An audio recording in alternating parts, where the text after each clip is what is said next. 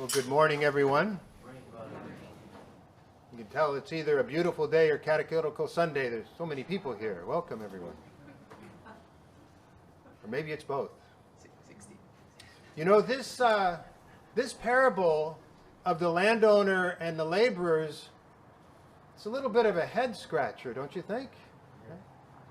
I mean, at first glance, it seems like this landowner is engaging in unfair labor practices. But as I was praying and reflecting on this passage this week, three concepts kind of emerged from the text for me: fact, opinion, and faith. These three concepts are in conflict in this passage. And the facts of this parable are pretty simple, right? The landowner hires laborers for his vineyard throughout the day, from dawn until evening. And then at the end of the day, he pays each of them the same, whether they worked a long time or a very short time. Now, what is your opinion on these facts? Is it fair? Is it fair that they all got paid the same? Well, the opinion of the full day laborers is clear. Their opinion is not fair.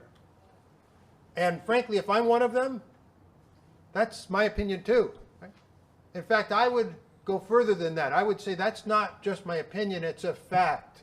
It's not fair that this guy who showed up at 5 o'clock and only worked an hour gets paid the same as me, who worked all day, 10, 12 hours in the hot sun. Right?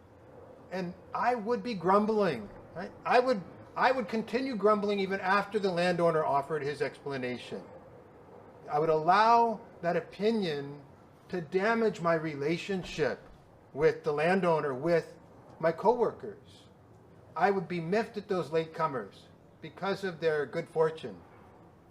And I would be miffed at the landowner. Tell you what, I'm not working for that landowner again. Or if I do, I'm showing up at 5 o'clock, right? But I would be wrong, right? I'd be wrong because I would be elevating my opinion to the level of fact. I would be confusing my opinion with fact. And faith changes everything. Because when we view this parable through the lens of faith, we see that this really isn't about labor practices. This is a story about the love and mercy of God. And the message is, it is never too late for salvation.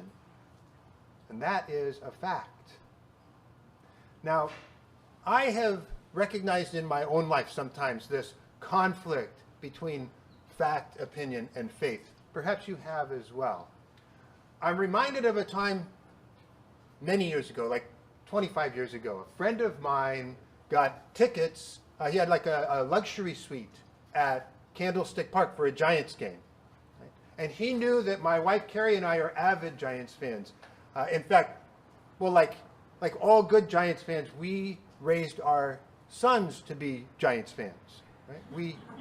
We taught them that the Giants are the best team ever, and the Dodgers are, well, they're the Dodgers. Right? And so at this event, there was about 25 people in this suite, and there was one guy there. He was wearing a Dodgers hat. I didn't know him, but my son Andrew was about 4 years old at the time. He couldn't believe it. Right? He went over to this guy. He says, "Why are you wearing a Dodgers hat?"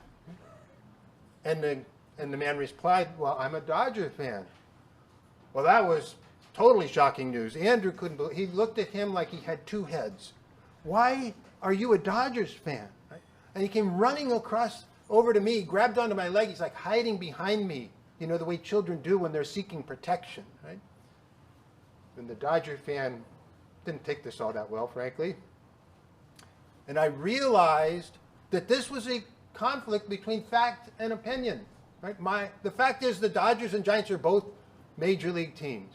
My opinion is the Giants are good, the Dodgers are bad. And I had elevated that opinion to the level of fact, and I taught my son that. And that opinion that we held damaged our relationship with this man. Now, My faith teaches me that we are to love all people, even Dodger fans. And so I was able to help Andrew to understand, look, you know what? Some people are Dodger fans, and that's okay. They can be good people. And we reconciled with the man, and we all had a good laugh about it. And so this incident is really somewhat inconsequential. But I've noticed in recent years, more and more with the advent of 24-hour news cycle and social media, that this conflict between fact, opinion, and faith is like in your face all the time, right? We've got these 24-hour news stations which really aren't reporting news as much as they're reporting their opinions about the news through an ideological lens, one ideological lens or the other. And we've got the social media. Right now, I use Facebook. Now, some of you use social media. I'm sure some do, right? Now, the folks there who are on Facebook right now watching me, they probably use Facebook, right? So I don't use the other Instagram or I have Twitter, but I've never tweeted, right? But I have Facebook, and I've noticed that on Facebook, people seem to be emboldened to express opinions as if they were facts. And it can be very divisive.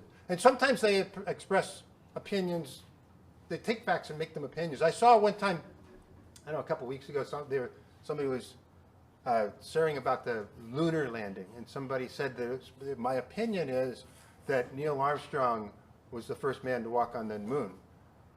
Well, that's not an opinion, that's a fact. It actually happened, right? So we confuse these facts and opinions. But the other way is, like last night I got home and I got on Facebook, and a friend of mine had made a post. He said, if you are a supporter of this particular candidate or the party that he is a member of, unfriend me right now because I cannot be associated with such a vile human being. Right? It was, and this is somebody I've known for a long time, and he's never said anything like that in any conversation, but this social media emboldens people to make these comments, especially in the political realm. It's an election year. I'm not sure if you've heard, right? It's an election year, and more you see these political posts that people present as fact, and sometimes they say things that are pretty dramatic and cause division. And several people responded to that post. Some were supporting him, oh yeah, right. And some were saying, okay, I will do as you ask, I'm going to unfriend you, right? And some were saying, what are you talking about, right? Which is kind of my reaction, although I didn't put that in writing. So we have this conflict, fact, opinion, and faith, and it can cause damage to relationships. Where here at Mass, we're not exempt at Mass. Here at Mass, we believe that the bread and wine, simple bread and wine sitting on that table, our faith tells us that it will become the body and blood of Jesus Christ in just a short time. When we receive Holy Communion, we receive Jesus Christ, body, blood, soul, and divinity.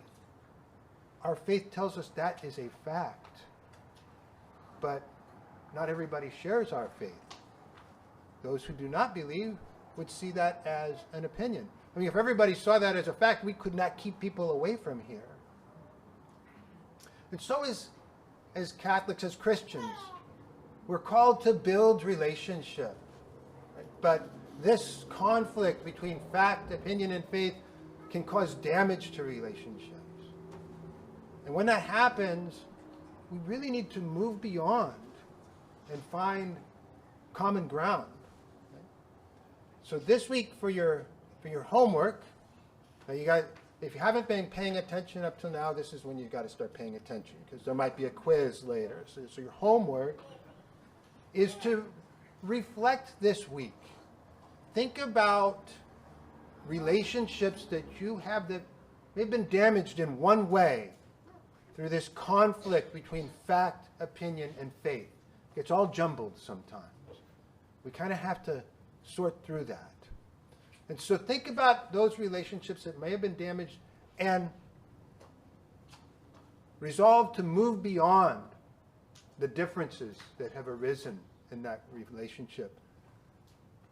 Find common ground, right? And rebuild that relationship.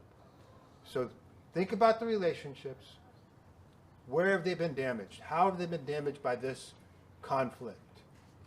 Resolve to move beyond that damage. Find common ground. Seek understanding. Rebuild the relationship.